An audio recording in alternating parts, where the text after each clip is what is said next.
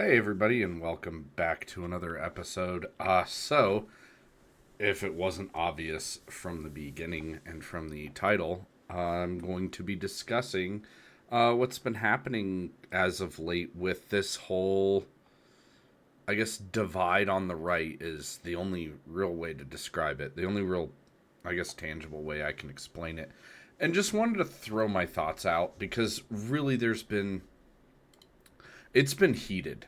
And I honestly think people need to recognize really essentially what's been going on.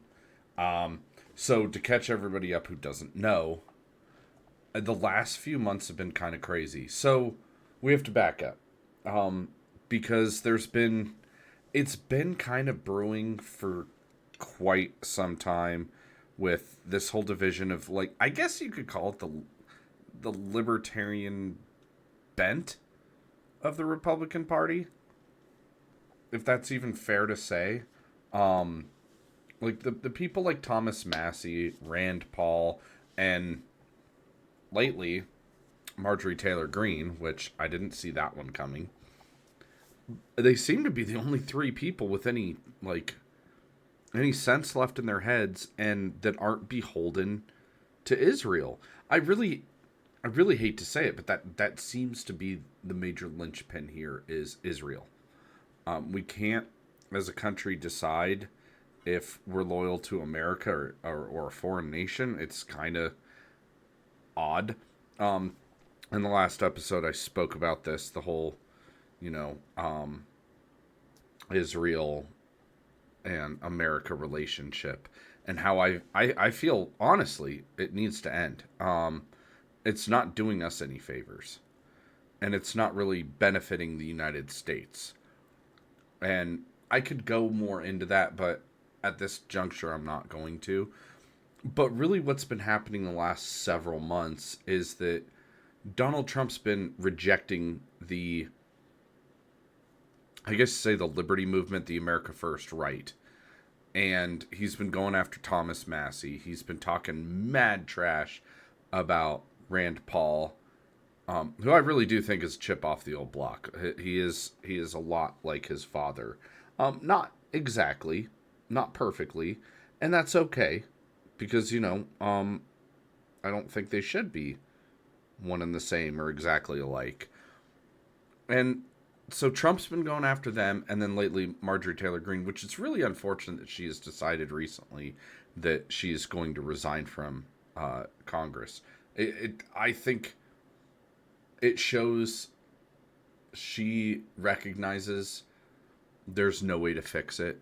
The entire whole goddamn system is broken, and I really hate to say it. And I'll get more into this in a little bit, but Nick Fuentes talks about that, how the system is so broken, so corrupt, so just bad that it needs to be dismantled, demolished, and restarted.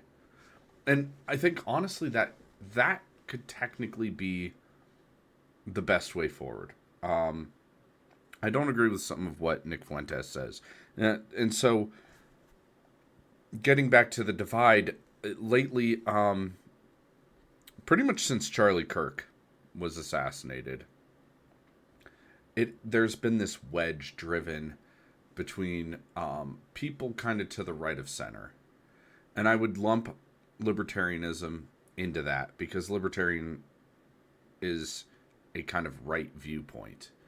Um, and really, I hate to say, I want to. One of these days, I'm gonna have to do it. I'm gonna have to do a whole breakdown of the actual political spectrum because I think a lot of people see the political spectrum as the left wing being complete and total communism, socialism, etc., and then the right being anarchy, or no government, and then they put fascism in on the right, but communism on the left.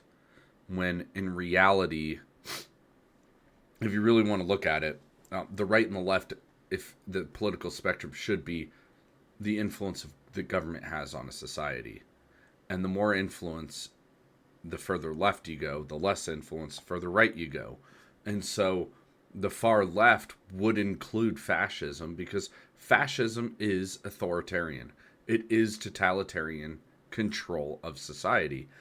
And it's not conducive to a free market liberty principle that the United States was founded upon. Same with socialism, and I would say also communism, even though kind of in essence communism is more like anarchist socialism, but it's not. Um, it's the people own everything, and it just to get there you have to go through giving the government power, and then somehow the government's got to cede power. I don't know how that it doesn't work. Plain and simple, communism doesn't work. Never has, never will. It's a terrible idea. So anyway, back to this whole. So the right is getting divided after the whole Charlie Kirk, after the unceremonious death of Charlie Kirk, and I won't get into the conspiracies and all that. Candace Owens and Clint Russell kind of been doing that, and even to a degree, I've been so I'm not entirely 100%. I guess what is the I'm not exclusive to my. I listen to other stuff besides political stuff. Not saying he hasn't gotten political, but like and forgive me, Nate, if I butcher your last name. Nate Cornacchia, Valhalla VFT. He's done some stuff on the whole Charlie Kirk. Very, very quality content. His stuff is good. If you aren't following Valhalla VFT, you need to. He's awesome. He's a retired Green Beret. He's very I guess you could say he's objective to a fault even. And so I think he's one of those people that kind of injects common sense into things. And same with Clint Russell. If you're not following Clint Russell over at Liberty Lockdown, you are missing out. So they've kind of done it. And then part of the catalyst, and it's wild. Part of the catalyst for this division among the right, among the, I guess it's really gotten to the point where it's America first versus Israel first. So Charlie Kirk had, to kind of get into the weeds on what started all this, Charlie Kirk invited Dave Smith to debate Josh Hammer. Now, Josh Hammer, so to kind of get into this, it's really funny. So Josh Hammer, who is a columnist for Newsweek, he's the senior editor at large or whatever for Newsweek. He has a podcast. He's just it's hilarious, really. I mean, it's kind of funny. He has a JD from the University of Chicago, so he is an attorney. And that's kind of hopefully the road I'm on right now.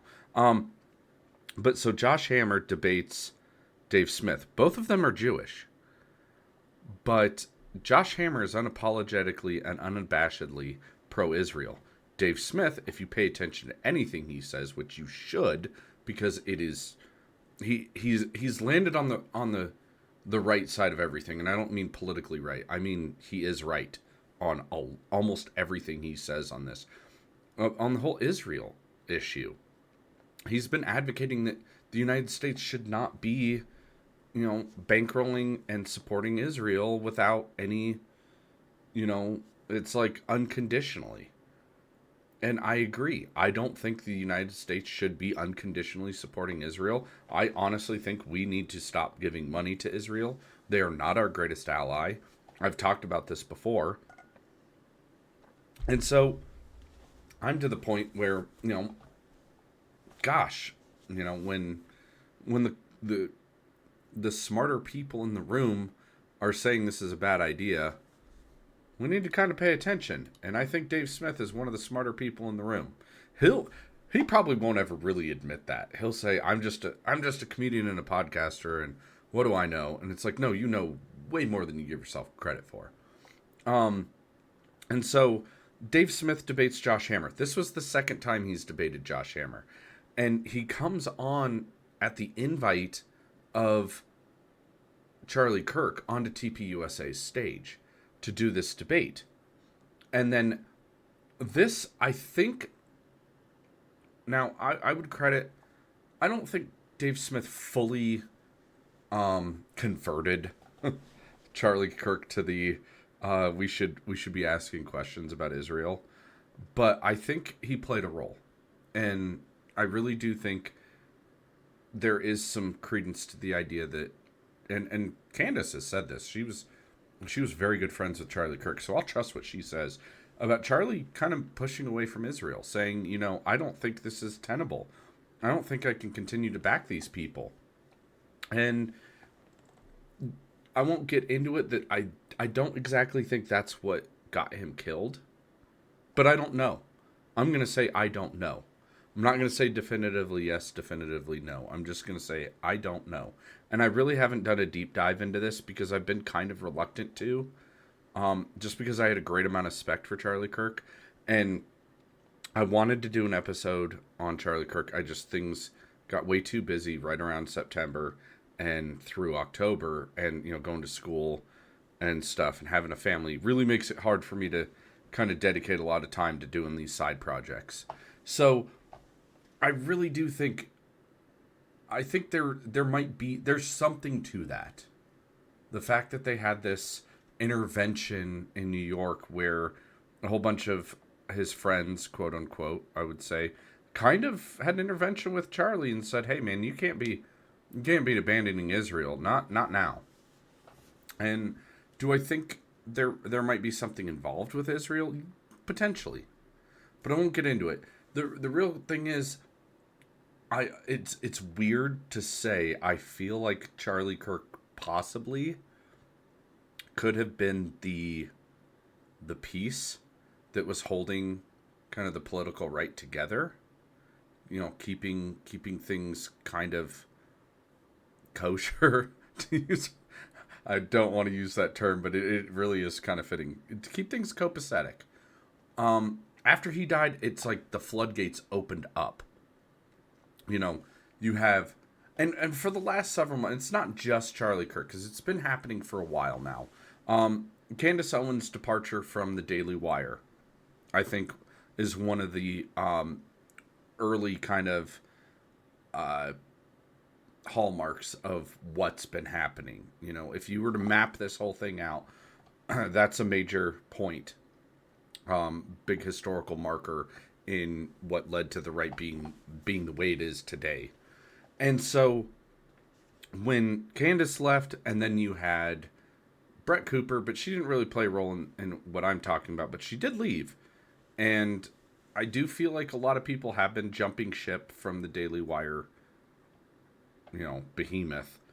And I would even say Steven Crowder kind of lambasted him a little bit with, he didn't like the way that they presented the whole, you know, contract for him coming, and he was like, no, I'm not gonna relinquish that much control over my show.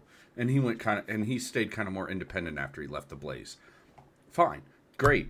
I'm an admirer of Crowder's, at least to a point, up until recently. And I'll get into that in a minute. But so you have all these people jumping ship from Daily Wire, and then, I mean, at the same time, Tucker Carlson getting fired from Fox News was, I think, pivotal. That's a major milestone in this whole tale, because him leaving Fox News, he gained popularity by going independent, which is insane and amazing. And I have tons of respect for Tucker. He is, I think Tucker Carlson is one of the commentators, and I wouldn't really call him a journalist, because he's way better than a journalist, but he's one of those figures on the right that is just so good. He's very smart. He asks the right questions, and I feel like a lot of people have given him kind of a bad rap because, and this really all boils down to one key thing, and I'll get to that.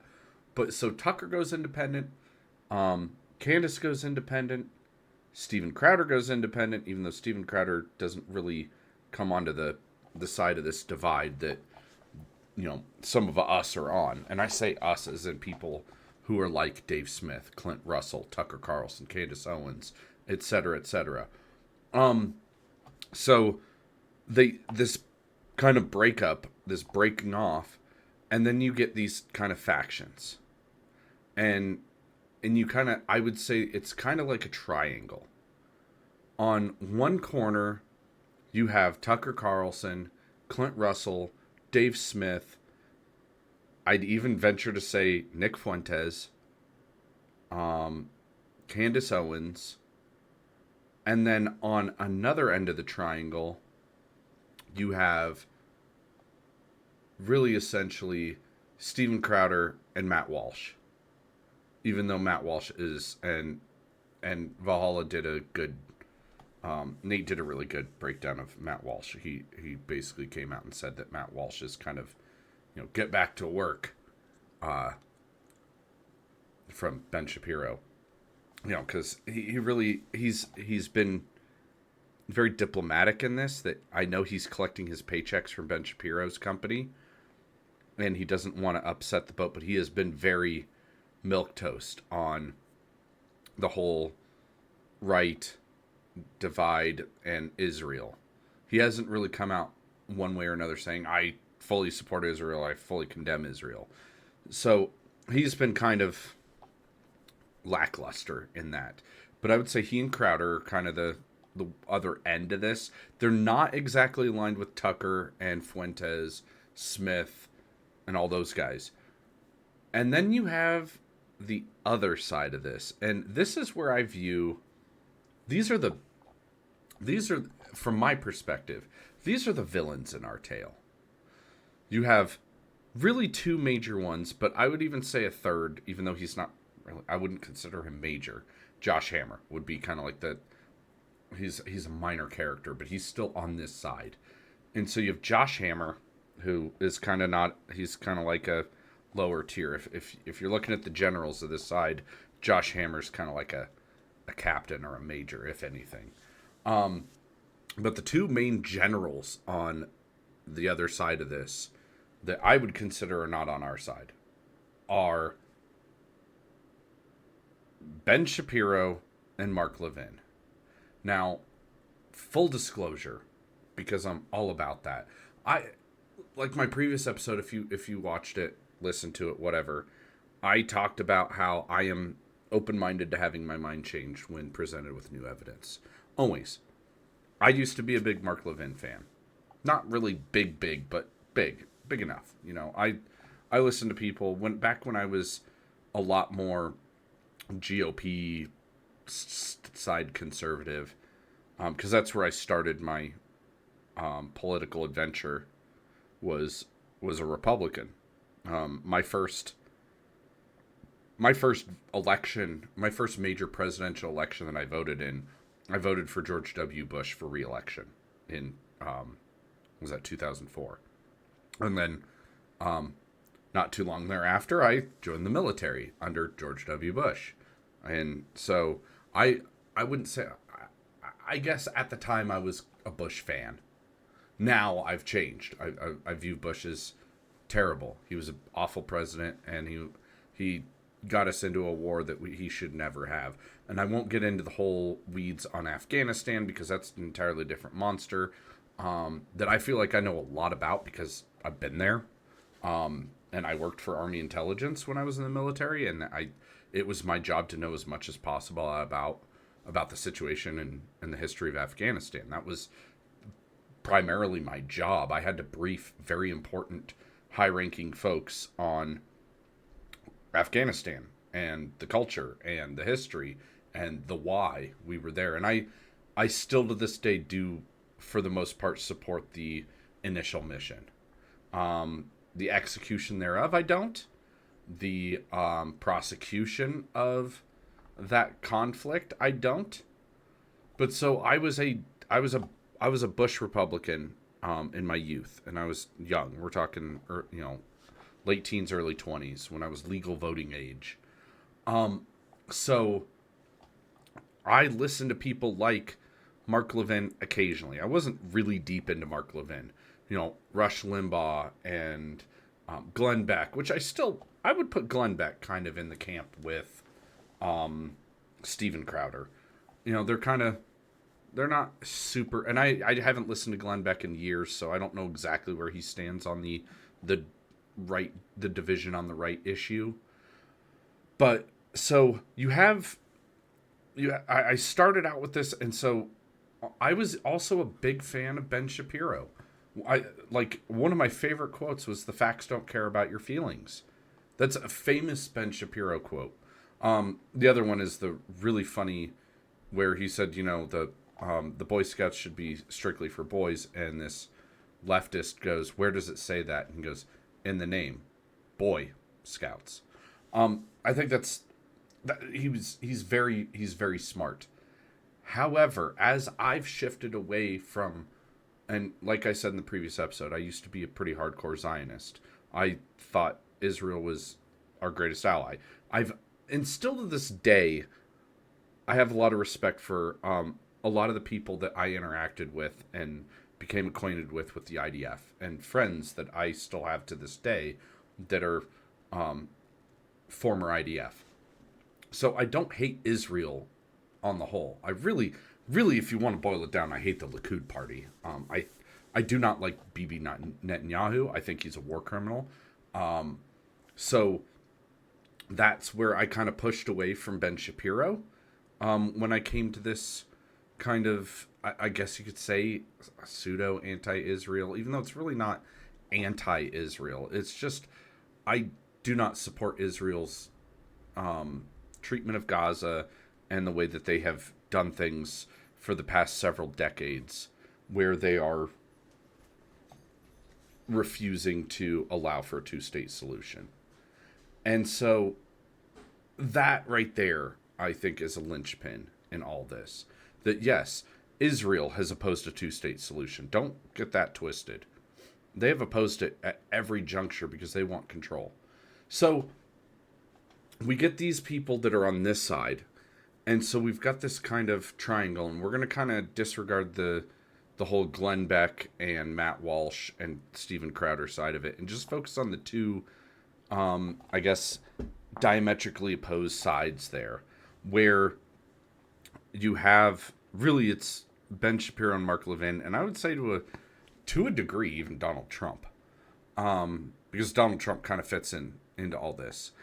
And then on the other side, you have people like I mentioned before, Dave Smith, Candace Owens, Clint Russell, Nick Fuentes, all these people, Tucker Carlson.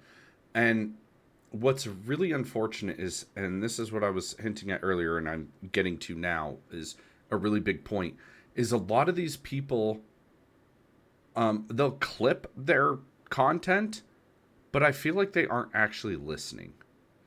When you watch Tucker Carlson, if you really actually listen to what he says, he's not saying anything hateful.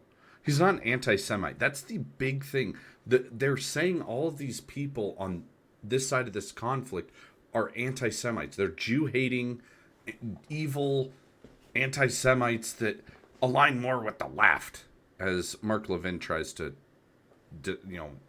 try to paint this whole picture. And I think Mark Levin's a goddamn moron. He's way too emotional. I mean, that guy cannot judge a single situation dispassionately to save his life. You could put a gun to his head and say, without any display of emotions, discuss this issue. He'll fail every single time because he is way overly emotional. He lets his emotions run him. And I would say Ben Shapiro kind of doesn't. That's kind of a relief. But Ben Shapiro, on the other hand, lets his bias, almost to the point where his Zionism dictates his his opinion and course of action, which is really unfortunate because I thought he was an American.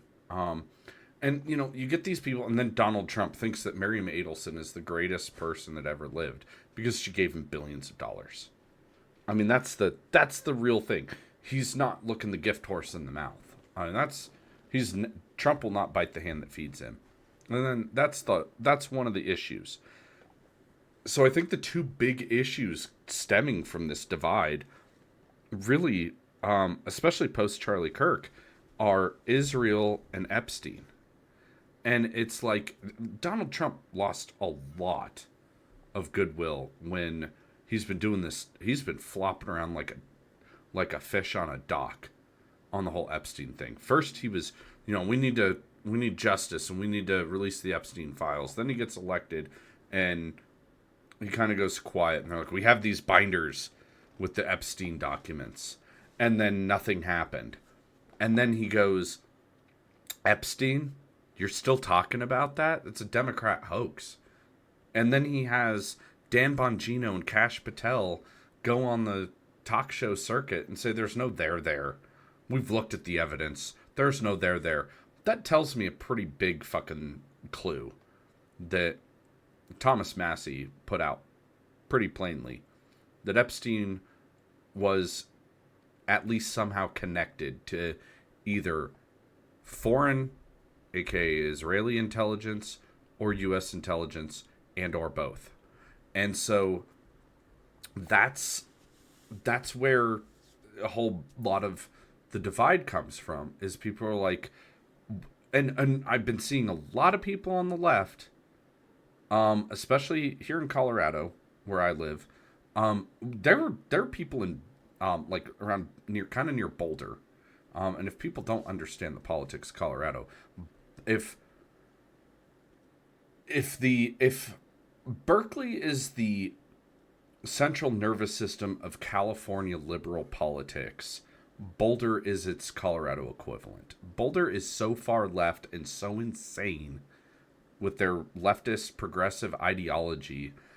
And I've seen people on overpasses in and around Boulder with big signs that say, release the files. Now, if the libertarian and America First right can agree with the hardcore left-wing progressives on the Epstein issue, that tells me, unfortunately for Kash Patel and Dan Bongino, there is a there. And I don't think we'll ever get the full story out of that because of the whole intelligence connection. That's just, I don't have any proof on that. I'm not going to stake my claim on it and die on this hill, but I think there is something to it. So you get this division, and you have, these people kind of going against each other, and a lot of, and honestly, like it's wild to see, but Tucker Carlson is, if you actually listen to him, he's not saying anything hateful. He's asking a lot of very good questions. He's talking to people. The problem is who he's talking to. And this is where I have a really big problem, is that for the most part, I agree with, so people like Clint Russell, I agree with on a lot of issues. Like more issues I agree with him than not. Same with Dave Smith. I would say almost the only point I disagree with Dave Smith is on Somalia. He's made some comments about Somalia, and he had Dave DeCamp on his show, and they talked about Somalia. I don't agree with them there, and I won't get into that. But I will say, on the whole, I agree more with Dave Smith and Clint Russell and Tucker Carlson on most issues than anything else. I'll admittedly say I have not really been a steadfast follower of Candace, although I do catch some of her material quite a bit, and I think Candace is intelligent. I adore Candace Owens, and her opinion is very valid, and her friendship with Charlie Kirk is extremely relevant to her opinion. And the weird part about it is Candace Owens recently hit #1 in the podcast. She surpassed Joe Rogan, which is insane. Which goes to show that there's something to this. And the meteoric rise of Nick Fuentes recently has been very telling. Now, there's a lot of stuff I do not agree with Nick Fuentes on. A lot of the race stuff, I don't. I'm a white guy. And I can understand some where Nick's coming from on a lot of his points, with regard to cultural diversity, and a lot of what he says is a little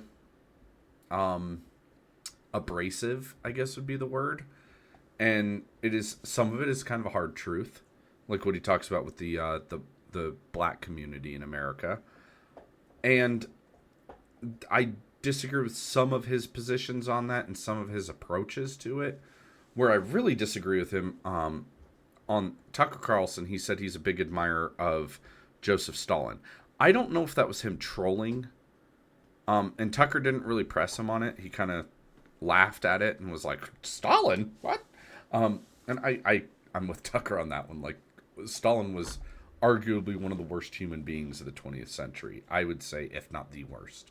I would put him almost, it's really close who's worse, Stalin or Hitler, but they're both awful.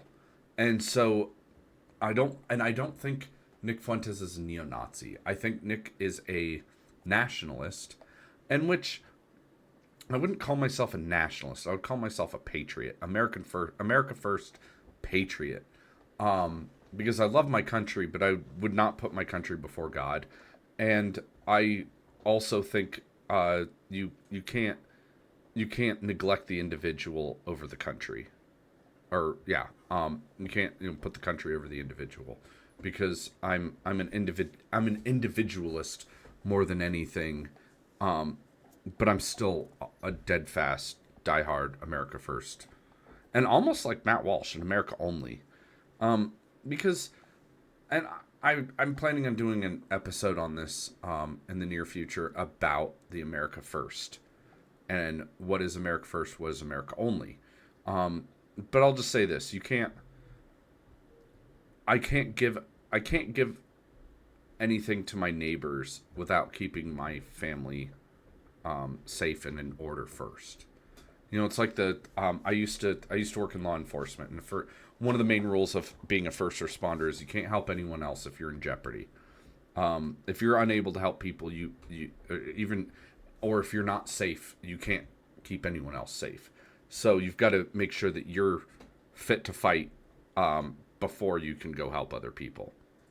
So on that end, I think that the whole America First movement is a good thing, and I'm 100% in line with Nick Fuentes on that issue, that idea, the America First. We need to make America first.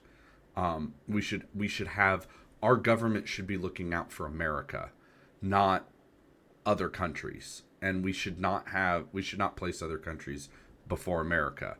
And that is a very succinct message that I would personally send to people like Donald Trump, Ted Cruz, Speaker Johnson, Lindsey Graham, all these people that seem to think that it's our priorities need to be that we put Israel before the needs of our own. And I don't agree with that. I'm wholeheartedly in support of ending all support for Israel until they can come to a peaceful resolution. And I don't just mean like stopping the war on Gaza. No, I mean a full stop peaceful resolution, period, with the Palestinians. I think there should be a two-state solution. I don't agree with this idea of a one-state equal rights for all solution. I don't think that can happen. I don't think either side would come to that. And I'm not saying that the Palestinians are without blame. When I say that Israel has been stopping the peace process or two-state solution, that's not to say that the Palestinian leadership isn't, because they are as well. They're obstructionist as well. And until we can get rid of the idea of Israel wanting to dominate the entire region, and the Palestinians wanting to force the Israelis out of what was once, I guess, their land. Even though the whole land argument is ridiculous because it, it was it was a minority population of Jews and Christians in what is modern day Israel for hundreds of years. They were a minority population. It was mostly Palestinian Arab for a really long time. We're talking, historically, if we go back post Crusades. And so I do think that we need to stop this. We need to end all support with Ukraine. I think their leadership is so corrupt.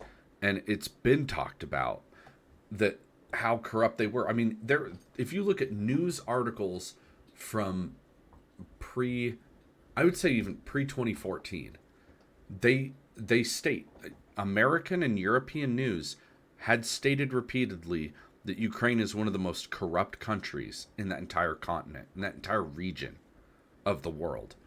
And I could do a whole long form about the whole history of Ukraine, but really I would urge people to check out the great Scott Horton. He does a phenomenal job discussing this.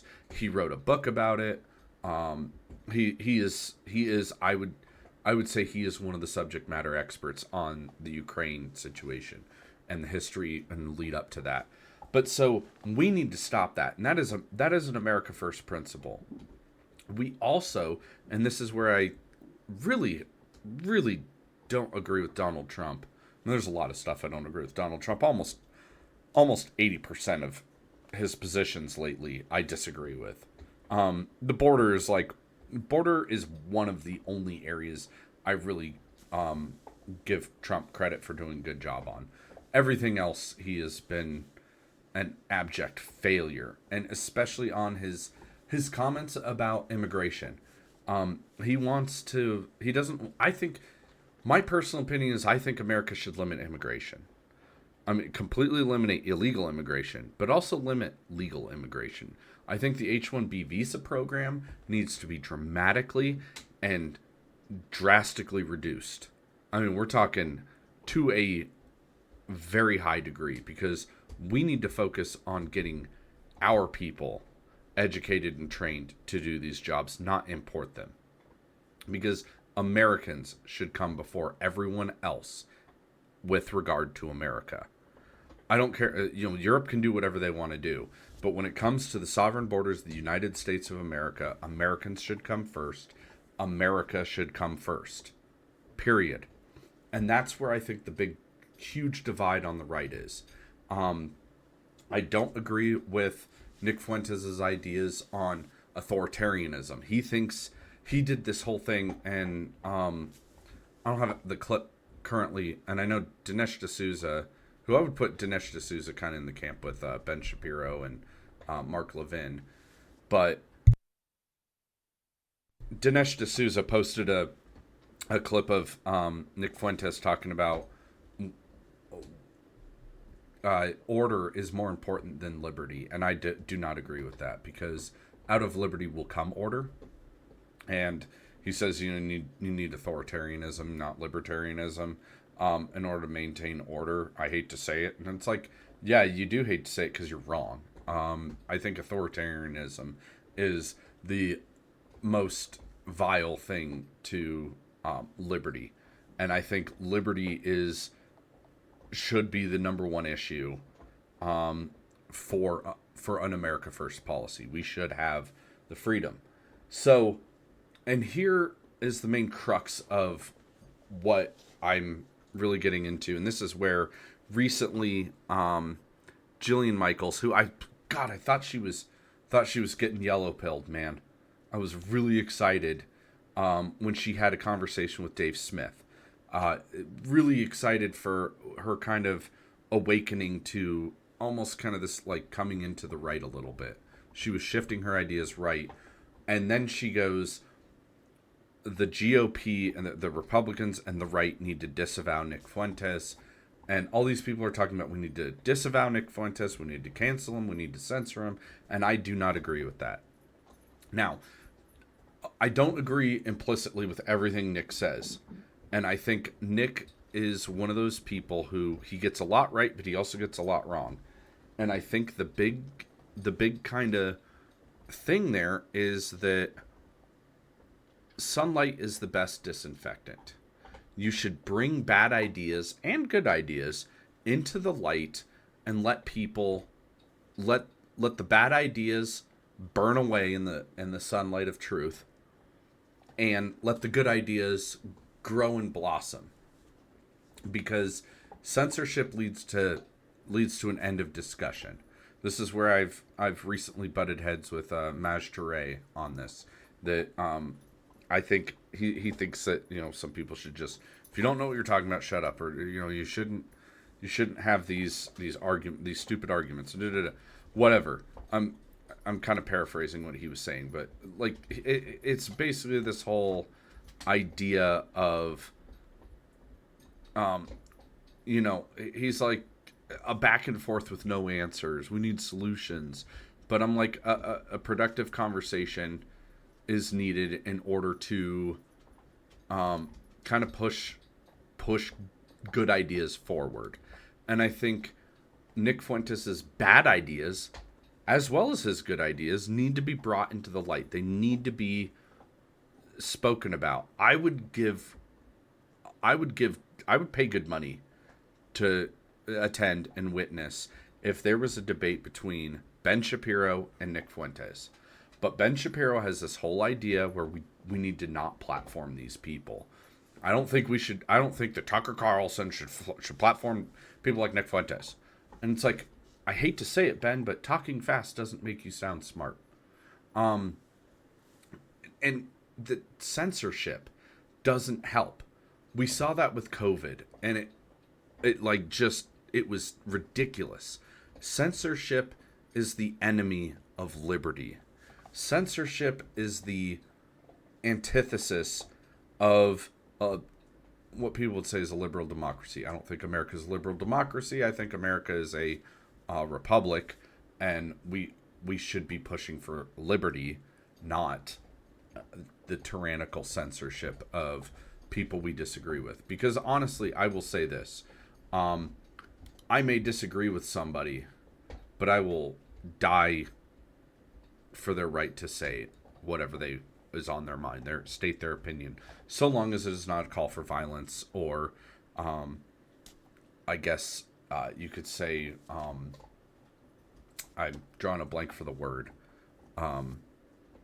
but disparaging remarks towards towards a person's character that are from a false premise.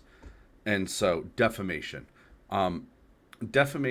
and calls for violence are not conducive to liberty. However, censorship is also not conducive to liberty. We should be allowed to speak our minds. And Nick Fuentes is one of those people who should be allowed to say what he wants and be platformed, because that's the only way to draw attention to the good and the bad ideas and to rebuke them. If you can't rebuke them and you can't argue against someone's bad ideas, then we're not moving forward. We're not trying to get to the truth. We're not trying to get to the better part of things. So, in essence, this whole divide on the right is really about, and it boils down to, are we America first or are we Israel first? And I think the America first principles that are espoused by people like Nick Fuentes and Tucker Carlson and Dave Smith and Clint Russell are all superior to this disingenuous and really just unhealthy discourse that is false of Ben Shapiro and Mark Levin saying, if you're not 100% lockstep behind our greatest ally, you're an anti-Semite. That is just stupid, because I don't think any of these people are anti-Semitic. I mean, I really honestly don't think Nick Fuentes is anti-Semitic. He said he has Jewish friends. That's like a racist saying. I have black friends. But it still stands to reason that an accusation of such is no different than a lefty saying, screaming racist or homophobic or whatever, and trying to shut down the conversation without actually having it out and debating and seeing whose ideas are better, whose ideas hold more water. And that's I think the big issue is that your ideas should be open to being debated, should be open to discussion so that it can be challenged. If you have a good idea, let it be challenged and prove that it's a good idea. If you have a bad idea, let it be stated so that we can see that it's a bad idea. They say the whole truth dies in the darkness. And that's really it. I mean, if you cover up and deplatform people like Nick Fuentes, and I would even say Alex Jones. I mean, Alex Jones has had some insane opinions about a lot of stuff. I mean, his whole that Tuesday in September of 2001 opinion, I think is one of them, is an insane opinion and stance that he holds. But a lot of what he has said has been very truthful and factual, but he's been canceled. And Nick Fuentes has been canceled. I mean, the only place I know where you can catch Nick Fuentes is on Rumble. And I think that right there is a black mark on our ability as a free and peaceful society. That people think we have to deplatform people we disagree with for fear that their ideas might come out and spread. Trust me, if it's a bad idea, it's not going to spread, hopefully. I mean, Nick's followers, these groypers, I don't agree with a lot of them. I don't think that they're I think some of them are pretty messed up in their thinking, but in the grand scheme of things, I still think that there's some good stuff to be had from Nick Fuentes. Not a lot, not everything, but him having a respectful dialogue with Tucker Carlson and with Dave Smith, and even him going on PBD podcast, getting him out there into the light enables the conversation to continue, enables us to have a free discourse, a dialogue, because that's the one thing Charlie Kirk fought hard for, was having a dialogue, because when we stop talking, we start fighting. And that's the important part. That's where I think this whole divide on the right is really suffering a lot, is the lack of conversation and the desire to shut other people down before the conversation can even be had is going to the detriment of our society. So those are my thoughts on the whole divide on the right. I do think it's hilarious that Daily Wire is crashing and burning, and that's an example of the free marketplace of ideas shutting down. I don't want to say shutting down, but the free marketplace of ideas opting to say, these are bad ideas, these are bad opinions, this is not what we want to go along with, this Israel first whole idea. And it's showing. The people are voting with their wallets, which is not cancellation, mind you. Cancellation is, I don't like what you say, so you should be removed from all platforms. I'm not saying that Mark Levin shouldn't be allowed to talk to his octogenarian audience. I'm not saying that Ben Shapiro shouldn't be allowed to have his Daily Wire platform. I'm saying if they're bad ideas, people should not listen to them and walk away and not give him money. That is not cancellation. That is just what happens to bad ideas. And that's why we've seen this rise of people like Nick Fuentes and Tucker Carlson and Candace Owens. And even, I would even say, why Clint Russell he's hitting crazy good numbers right now, because he's having these conversations, like with Ian Carroll and Dave Smith. So that whole let the bad ideas play out so that people can see how bad they are and make the decision themselves. Silence does not help. So that's what I've got for you today. Thanks for watching. Thanks for listening. Thanks for whatever, catching up. Leave a like and subscribe. If you have a comment, and I don't, I push for, let's have a respectful discourse. Let's have a respectful conversation in the comments. If you have a comment from a position of respectful good faith, leave a comment. The liking, the subscribing helps the channel out. Share this, whatever. I appreciate every listen. I appreciate every subscriber. So there's a lot of topics I want to cover in the coming weeks before the end of the year. So if there's something that you want to discuss, leave a comment and I'll be happy to address it. But other than that, I hope you all have a great day and a great rest of your week, and I will catch you on the next one.